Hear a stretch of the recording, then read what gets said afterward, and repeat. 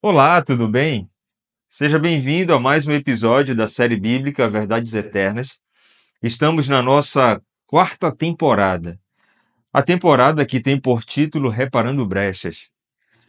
E nesse momento, o estudo que vamos fazer fala sobre o santuário, a maneira como Cristo ensinou o povo no passado sobre o seu plano de salvação. Deus, através do santuário, preparou o coração da humanidade para receber o Salvador do mundo. Então, você que está aí acompanhando a nossa série, aperte o play, porque começou a série bíblica Verdades Eternas.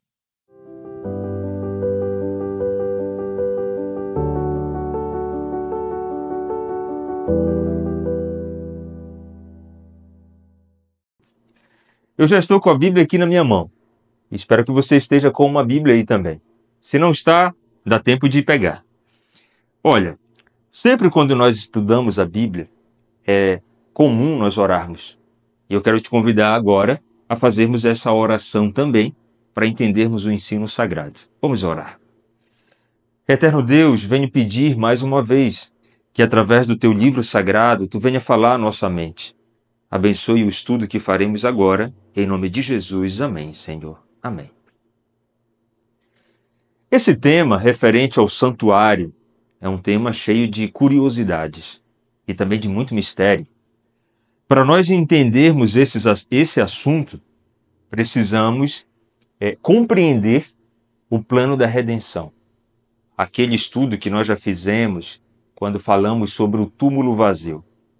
Porque há uma estrita conexão entre o tema do santuário e o plano da salvação. Agora você já conhece a maneira como o homem foi salvo, através de Cristo. Somos salvos pela graça. A graça também se fez presente no passado. Dessa mesma maneira, o homem era salvo no passado. Mas o conhecimento que eles tinham da salvação era através dos sacrifícios de animais feitos no passado, que apontavam para o sacrifício de Cristo que aconteceria mais adiante na história. Esse é o tema do estudo que faremos agora, um templo misterioso. Esse templo se tornou real porque foi um pedido de Deus para Moisés. Foi o próprio Deus quem deu as orientações de como deveria ser confeccionado o santuário. Que pedido especial Deus fez para Moisés? Êxodo 25, verso 8. Olha o que o texto diz. E me farão um santuário para que eu possa habitar no meio deles. O santuário era a presença de Deus no meio do povo. Quando esse santuário era montado, uma nuvem estava sobre ele. Durante o dia e durante a noite, essa nuvem servia como proteção, mas principalmente como a referência de que Deus estava presente naquele lugar.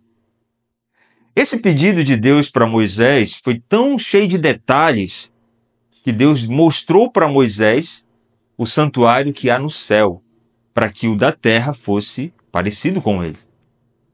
Desde os detalhes da confecção das orlas das cortinas, do preparo de cada detalhe mesmo, a madeira que seria usada, o ouro que seria usado, tudo isso Deus apresentou para Moisés. Mas uma coisa interessante que Deus mostra também é a divisão do santuário. O santuário é dividido em 3 partes: o pátio, o lugar santo e o lugar santíssimo. Mas vamos avançar, vamos ver como era o santuário. Êxodo 26, verso 33. Pendurarás o véu debaixo dos colchetes e trarás para lá a arca do testemunho, para dentro do véu. O véu vos fará separação entre o santo lugar e o santo dos santos. Dentro do santuário haviam 2 partes, o lugar santo e o lugar santíssimo. E essa separação era feita por um véu. Por detrás do véu estava a Arca da Aliança. E em cima dessa Arca da Aliança haviam 2 anjos querubins, feitos de ouro maciço. A Arca da Aliança era a representação da presença de Deus. E de fato Deus se manifestava ali, por meio da Shekinah. Dentro da Arca você encontrava o maná, a tábua dos 10 mandamentos e a vara de Arão que florescera. Esse lugar, o lugar santíssimo, era frequentado uma vez no ano pelo sumo sacerdote. O lugar santo era frequentado diariamente pelo sacerdote, assim também como o pátio. Percebam que são 3 áreas. O lado de fora, chamado pátio. Já dentro do tabernáculo haviam 2 partes, o lugar santo e o lugar santíssimo. Essa divisão ela era necessária para mostrar a santidade que o santuário representava. E a presença de Deus estava nesse lugar. Por isso, havia uma necessária reflexão e também um respeito e a reverência pelo lugar. Mas vamos avançar. Como era o serviço diário ali no santuário? Êxodo 29, do verso 38 ao 42, fala sobre os sacrifícios que eram feitos. Cada dia, continuamente, um cordeiro era oferecido, pela manhã e o outro ao pôr do sol. Cada dia eram feitos sacrifícios de animais. De toda a simbologia do santuário, tudo representava Cristo. Até mesmo o que estava do lado de fora, a pia, o altar de sacrifício, representa Cristo. O que estava dentro, no lugar santo, a mesa com pães, o altar de incensos, aquele candelabro, tudo representava o ministério de Jesus. No lugar santíssimo, a arca da aliança representava Cristo. Os objetos de dentro da arca representavam Cristo. Mas o sacrifício diário tinha uma representação ainda mais contundente do que seria o ministério de Cristo aqui nessa terra. A sua morte. Cada dia um cordeiro era sacrificado, pela manhã e à tarde. O pecador apresentava o seu sacrifício diariamente. Quando João Batista enxerga Jesus de longe, ele faz essa declaração: Eis o Cordeiro de Deus que tira o pecado do mundo. Jesus foi o cordeiro morto desde a fundação do mundo. Sempre os animais que eram sacrificados representavam Jesus Cristo. Percebam a maneira didática como Deus trabalha. Até lá no santuário, Deus estava mostrando ao homem como seria o sacrifício de Cristo.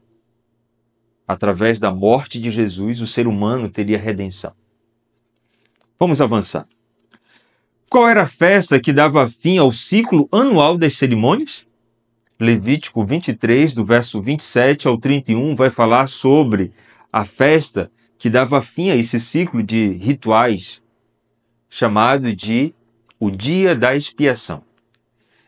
O Dia da Expiação é como se fosse o juízo final sendo montado em um cenário de reflexão. Era exatamente nesse dia que o sumo sacerdote entrava no lugar santíssimo para realizar expiação pelo povo. Mas, aos 10 deste mês 7º, será o dia da expiação. Tereis santa convocação e afligireis a vossa alma. Nesse dia, nessa festa da expiação, o povo parava as suas atividades, a mente ficava em total reflexão, pensando naquilo que havia feito, na maneira como Deus alcançou o pecador, lhe dando uma nova oportunidade. Era apenas uma reflexão de como será o juízo final. Ainda não era o fim, obviamente, porque quando a festa finalizava, que o sumo sacerdote saía do lugar santíssimo, o povo festejava, se alegrava, porque houve perdão, houve reconciliação entre Deus e o pecador arrependido. Durante o ano, a pessoa recebia perdão, e assim sua culpa era figurativamente transferida para o santuário. No dia da expiação, o santuário passava por sua própria purificação. Então, naquele dia, o santuário era purificado. Os pecados que foram de forma simbólica, transferidos para o santuário, eram retirados agora. Uma coisa interessante que também acontece nesse dia é que 2 animais eram separados. E essa analogia toda aponta para os personagens principais do duelo entre o bem e o mal. Mas eu quero mostrar algo mais para você. Como era feita essa purificação? Vamos entender. Levítico capítulo 16 fala sobre a festa da expiação e a purificação do santuário. Mas vamos lá. Eram feitos sacrifícios diários, normalmente, assim como todos os dias acontecia, nesse dia também aconteciam os sacrifícios diários. Mas além disso, o sacrifício de um bode, olha só, um bode era sacrificado e um outro bode era enviado ao deserto. Então, nesse cerimonial da expiação, além do sacrifício diário, 2 bodes eram apresentados. Um para sacrifício e o outro para ser levado para o deserto. Olha o que diz mais. Esses 2 bodes possuem significados. Levítico verso 16, do 7 ao 10. Vamos ver o que eles representam? Preste atenção. Está ficando interessante. Um bode era para o Senhor, o outro bode para Azazel. O bode para o Senhor era sacrificado e o bode para Azazel era levado para o deserto. Esses 2 bodes representam as figuras centrais da luta entre o bem e o mal. O bode sacrificado representa Cristo, que vai ser morto na cruz.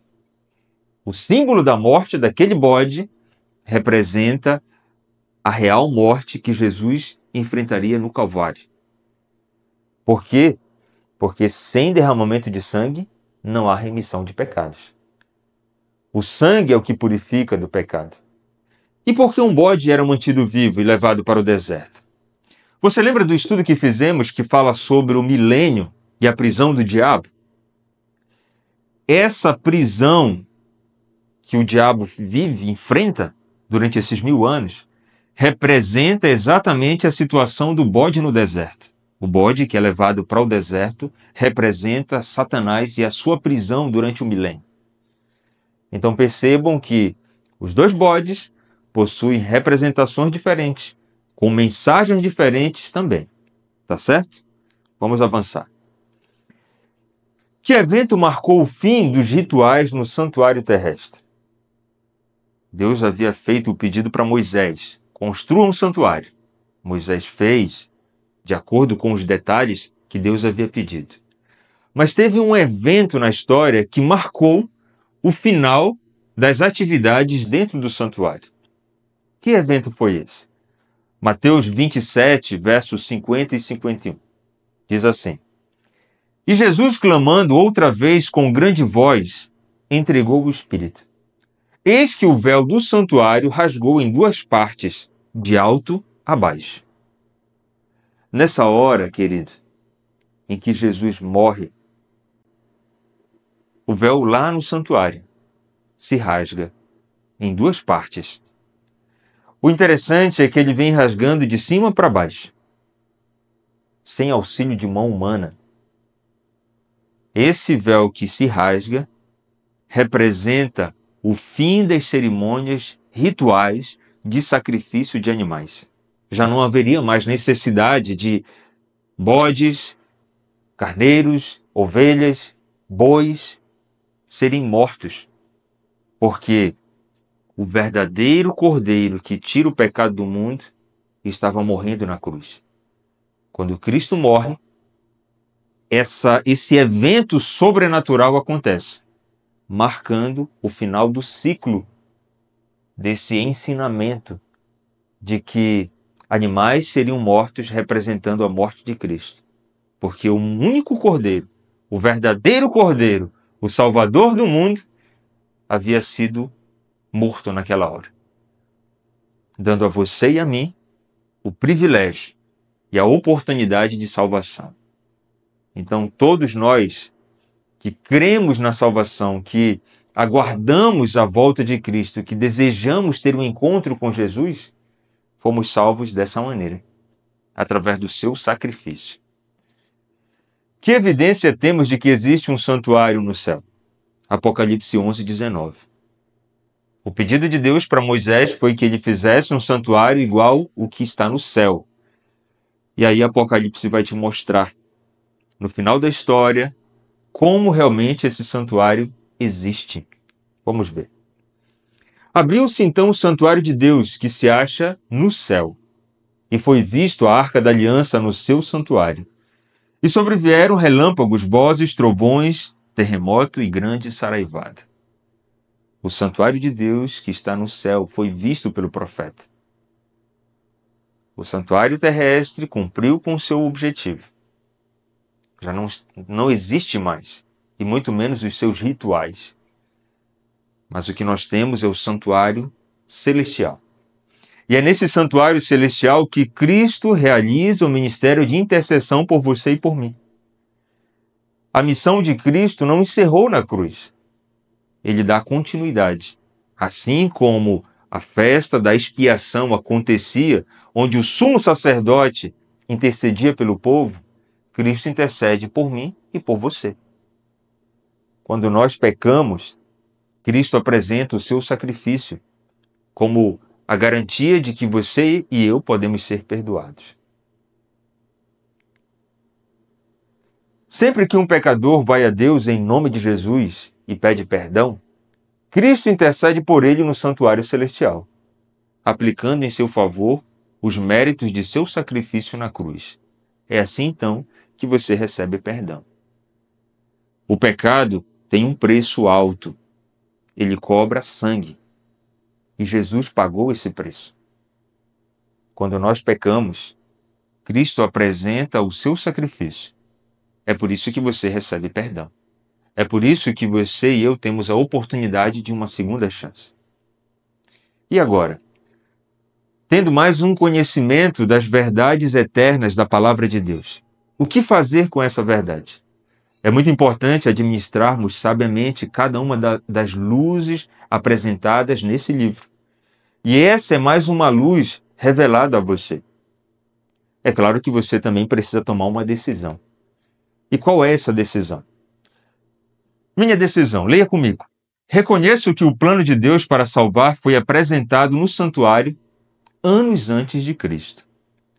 Se você entende isso e compreende que o santuário é uma verdade ainda presente que precisa ser compartilhada com as pessoas, então eu quero orar por você agora. Mas lembre-se, no comentário embaixo aqui nesse vídeo, envie para mim a sua decisão. Compartilhe comigo aquilo que você decidiu hoje através desse aprendizado da palavra de Deus. Essa é mais uma das verdades que se perdeu ao longo do tempo. Verdades que estão sendo restauradas, brechas que estão sendo recuperadas. E lembre-se disso, você está sendo convidado por Deus para ser um reparador de brechas também. Feche os olhos nessa hora. Deixa eu orar por você. Eterno Deus, obrigado pelo estudo que tivemos. A Tua palavra é maravilhosa, Senhor. E Tu nos mostra o quanto Tu deseja nos alcançar através desse livro sagrado. Abençoe a pessoa que agora estuda. E esse tema, sem dúvida alguma, é muito importante. E por isso eu quero pedir que a mente desse Teu filho seja sempre guiada por Ti.